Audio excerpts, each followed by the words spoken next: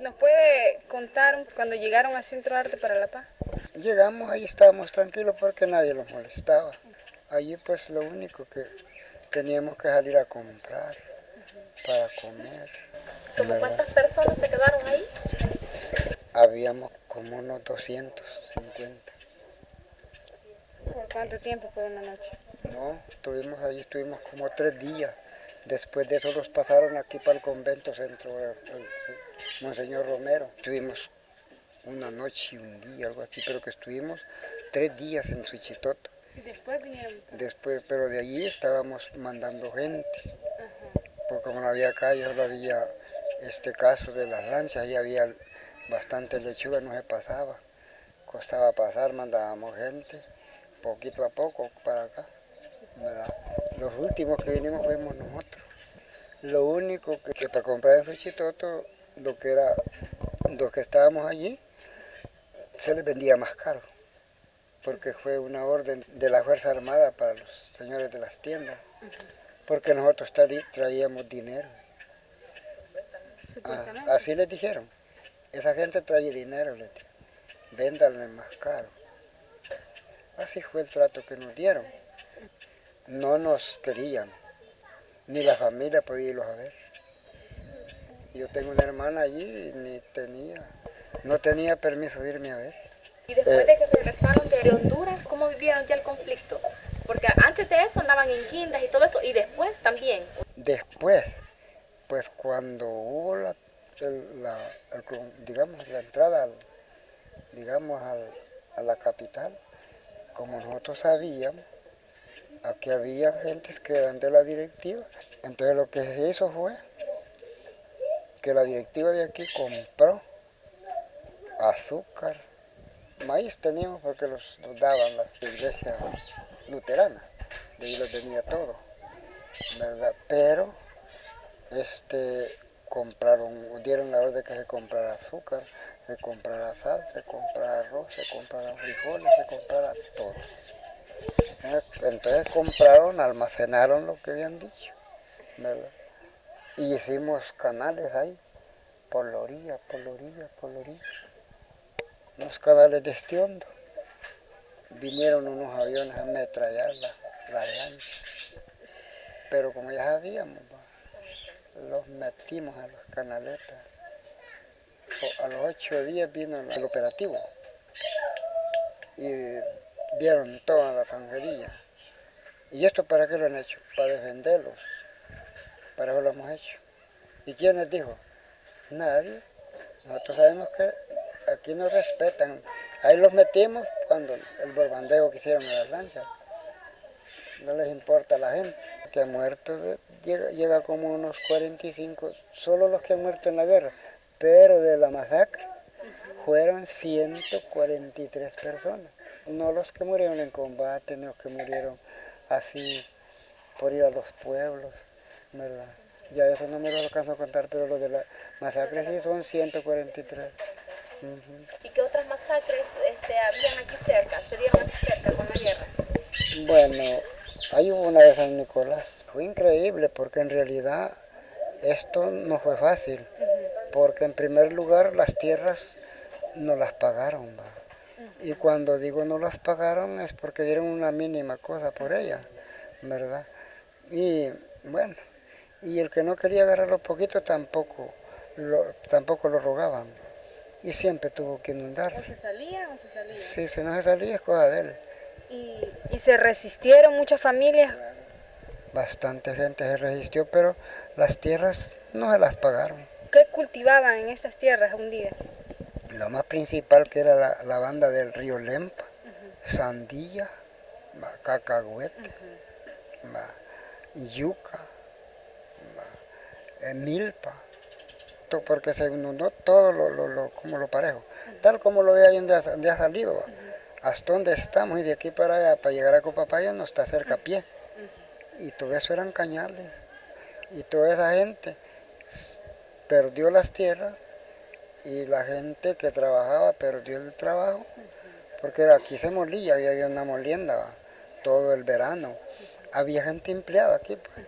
Entonces, bueno, terminando de las tierras termina el empleo. ahí se sembraba de todo y ahí era rico, ahí los planes era rico para la milpa, para el arroz, el cacahuete, ¿verdad? El maíz. ¿Cuántos habitantes más tuvieron que salirse de...? Porque hubieron comunidades que se salieron enteras, ¿verdad? El Tablón, por ejemplo, ese fue todo. El Corozal se fue todo. Copapayo pues dejó un pedazo, pero al final tuvo que irse todo, porque ¿qué hacía aquí aislado? Por Santa Teresa se fue todo, ¿verdad? De los naranjos se fue una parte, pero no todo. Eso siempre está ahí. ¿Y la educación de los niños, las escuelas, cómo era? Mire, antes, cuando yo me crié no había. Donde nosotros había una escuelita, porque salió una profesora del mismo cantón, ¿verdad? Y así que salió esa profesora del mismo cantón, el papá de la profesora dio el terreno para hacer una escuela y convidó a todo el cantón que hicieran la escuela para poner los niños a clase, a estudiar. Como ya la hija de él era profesora, entonces así empezó en Copapayo la educación, ¿verdad? Vaya que yo no tuve ese goce de que fuera a estudiar, no lo tuve. El trabajo de las mujeres, ¿a qué se dedicaban ellas? Era más duro. Las mujeres antes solo lo que hacían era trenzar, trenza para sombrero, regalada. Había un señor que iba a traer la palma a Tenancingo, traía los tercios en bestia y allí la repartía a la gente, a las mujeres que trenzaban, para que le pagaran le decían casquillo, tal vez el trecho de palma, que es así, yo no sé si usted lo habrá visto. El trecho de palma valía 2 casquillos, casquillo y la mitad, y así. Y lo que le salía además para venderlo, se lo pagaban a 10 centavos la trenza, de 6 brazadas, a 10 centavos, a 5 centavos. No, eso fue un Y después lo utilizaban para los sombreros. Eso. Utilizaban para sombreros, donde hacían estos sombreros en Tenancingo. ¿Los vendían a ustedes mismos? A uno mismo se lo vendían porque desusamos sombreros de palma. Ajá. Claro, para eso eran los sombreros. Hacían la trenza en la casa de nosotros y después íbamos a traer el sombrero. En ese entonces, en la iglesia donde se congregaban, ¿había una iglesia? Sí, claro, en Copapayo se había. Había una iglesia que nos los pagaron. Se hundió. No se hundió directamente, pero quedó aislada. Pero nos daban 3,000 colones por la iglesia. Pues, pero había un tío mío que dijo que mejor no lo recibiéramos. Se perdió. ¿Cuándo se salieron ustedes de Copapayo Viejo? Bueno, nosotros salimos ahí para la guerra, el 80, porque nosotros allí vivíamos antes y después del lago. Para la masacre se tuvieron que ir. Para la masacre ya no está, No estaban ya. ya andábamos así. Pero habían habitantes de aquí. Aquí estaba yo, Aquí está. sí, pero en los momentos estaba en WhatsApp. ¿Y la gente que sobrevivió a la masacre, para dónde se fue? Una parte estábamos en WhatsApp, en la zona baja. Pues. Nos fuimos para la zona baja muchos y otros se fueron para Chalate, aquí para los ranchos. De la que sobrevivió estábamos en esa zona.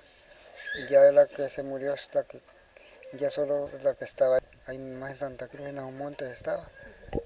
Pero como se regresaron la noche que el soldado se fue, se desinformó.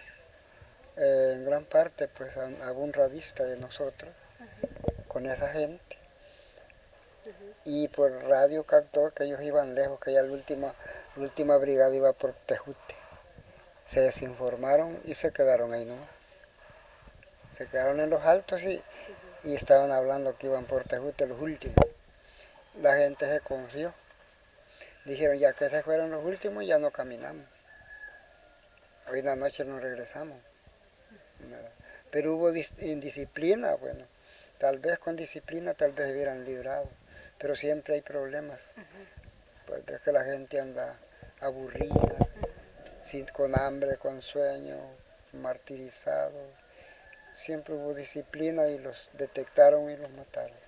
¿Cuándo regresaron aquí? Después de la guerra. Nosotros vinimos el 10 de octubre del año 1987. ¿Y venía solo familia que vivió aquí en Copapayo o se le incorporaron nuevas familias? Veníamos como unos 4.000 gentes, ¿verdad?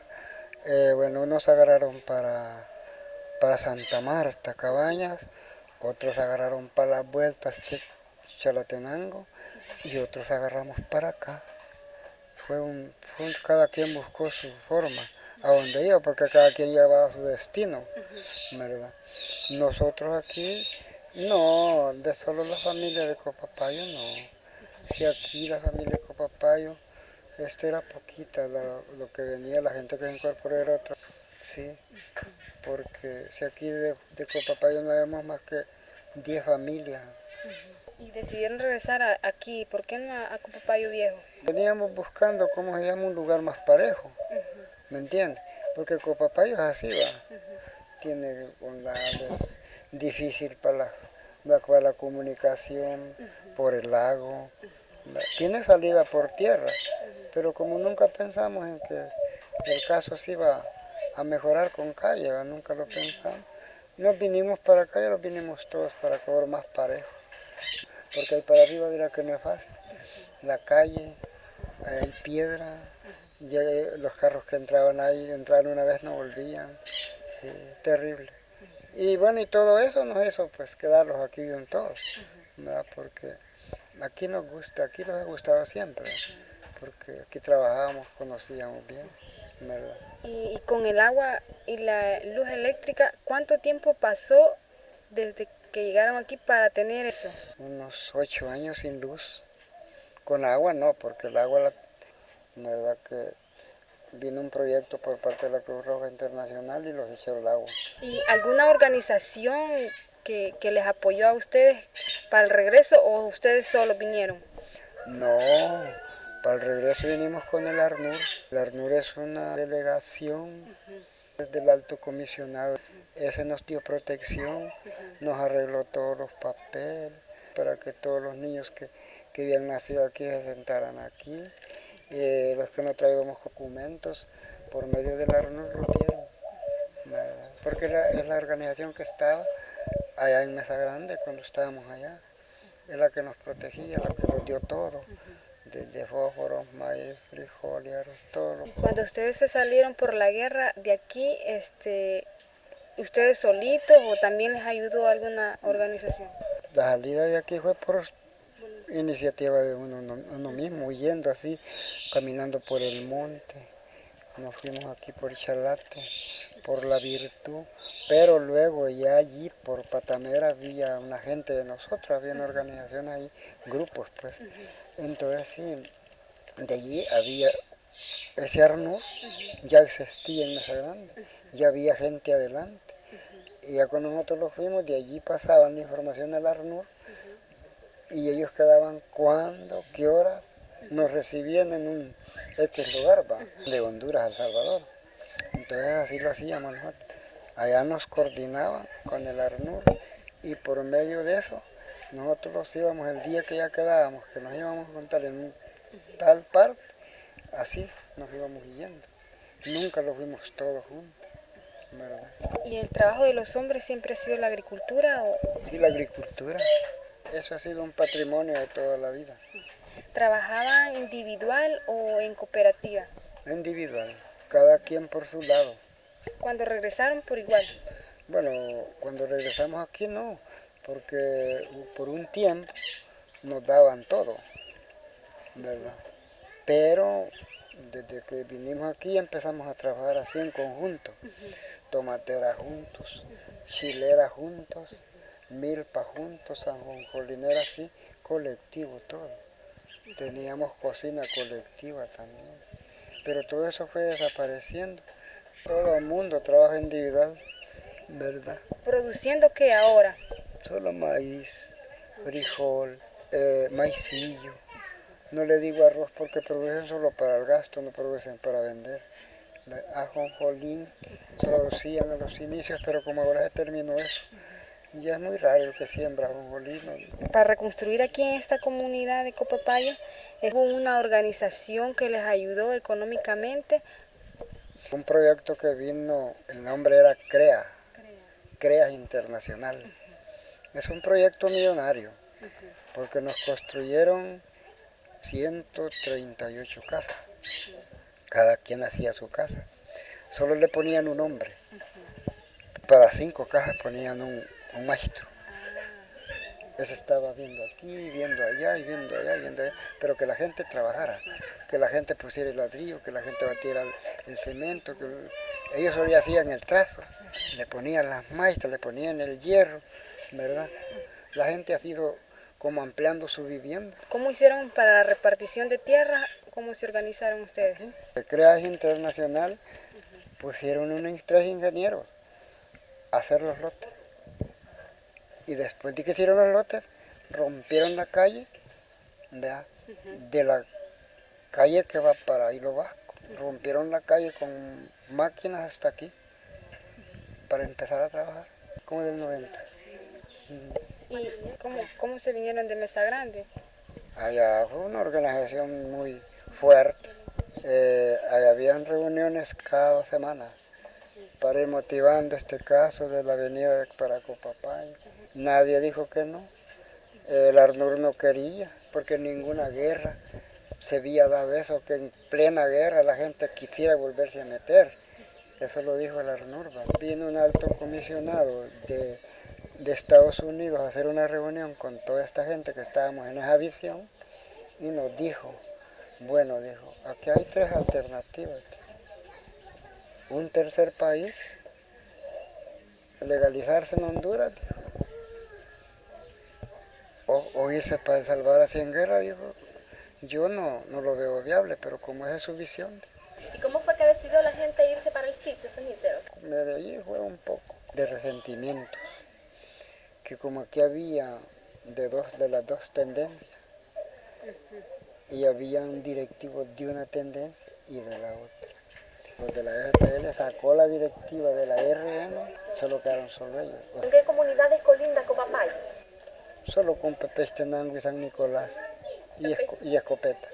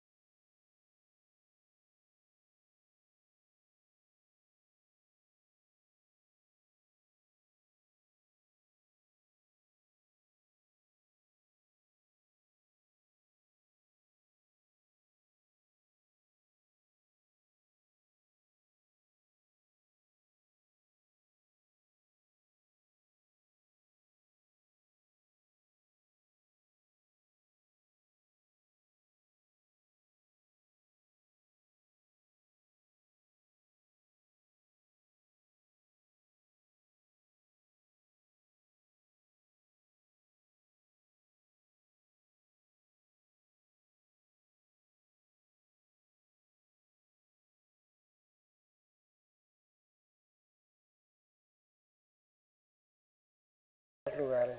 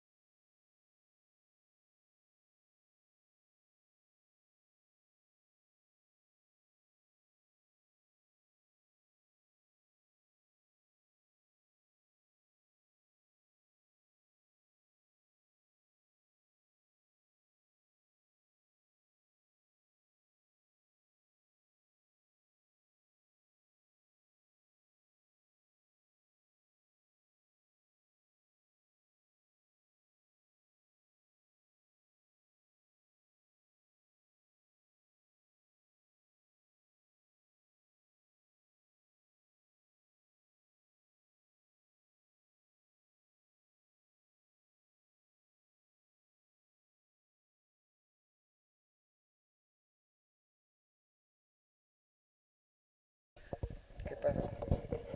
Vaya. Ajá. ¿Cuántas familias quedaron atrapadas cuando fue la creación de la presa? Ya le digo, quiero ver. Quedaron atrapadas 5, 6, 7, 8, 9. 9, 10, 11, 12, 13, 14, 15, 16, 17, 18, 19. Quedaron 25 familias atrapadas. ¿Se acuerda de cuáles familias fueron? Sí, tal vez de algunas, no todas, porque se olvida. Hasta los nombres de mis hermanas se me olvidan. Quedó Guillermo Sosa, Miguel Ángel Sosa, quedó Petronilo Ortega, quedó Julio Ortega, quedó eh, Antonio Ortega, quedó Felicito Ortega, quedó Jeremías Ortega, Natividad Sosa, quedó Carmen Sosa, ¿verdad? Quedó Pedro Martí Ramírez, Pedro Locadio Ortega, quedó Juan Ortega, quedó León Solemos, quedó Julián Lemos, quedó Jesús Solórzano, quedó Miguel Solórzano, quedó Nicolás Solórzano, quedó Don Jesús, papá de los Solórzano, quedó, ¿cómo se llama? Abel Rivas, quedó Antonio Rivas, quedó Alejandro Rivas, quedó Santiago Rivas, quedó, ¿cómo se llama? Sí, hasta allí, hasta allí. En total, ¿cuántas familias calcula, cuántas personas calcula usted que quedaron ahí? Allí sí no le voy a saber decir porque es como entre niños y grandes, va. Pero de barato unos 75 personas han quedado atrapadas por parte del lago, ¿verdad? Y otra, ¿cuántas familias tuvieron que salirse por la creación de la... Todas lo que le he dicho, todas. Nadie se salió después, sino que todas porque eso se llenaba, ¿me entiende? Sí. ¿Y como cuántas comunidades más fueron hundidas? Bueno, fue Copapayo, fue Trinidad, fue San Juan, fue, quiero ver de ahí para acá, fue Colima, fue, se me olvidan los nombres ahí para allá, sí, pero ya para allá no le voy a decir. Fue, ¿cómo se llama? ¿El tablón? No. El Tablón, Piedra, había un lugar que le decían ¿cómo le decían? Estaba, ¿qué lugar? Pero ahí para arriba hay bastantes lugares toda la zona baja, ¿verdad? A mí se me olvida mucho, ¿verdad? Pero quedaron gente allí, por ejemplo, Santa Teresa, no me recuerdo qué más, que como yo como por vivir aquí yo nunca anduve por todas esas, pero no se podía los lugares, yo no me podía aquí a San Luis, aquí a Santa Cruz, aquí no, eso no, pero por medio de que como estuvimos juntos en el asentamiento de ya de Chacahuaca, entonces por allí conocí mucha gente así, aquí me decían que eran de tal parte y así, pero decir que yo me podía así, los lugares no. Cuando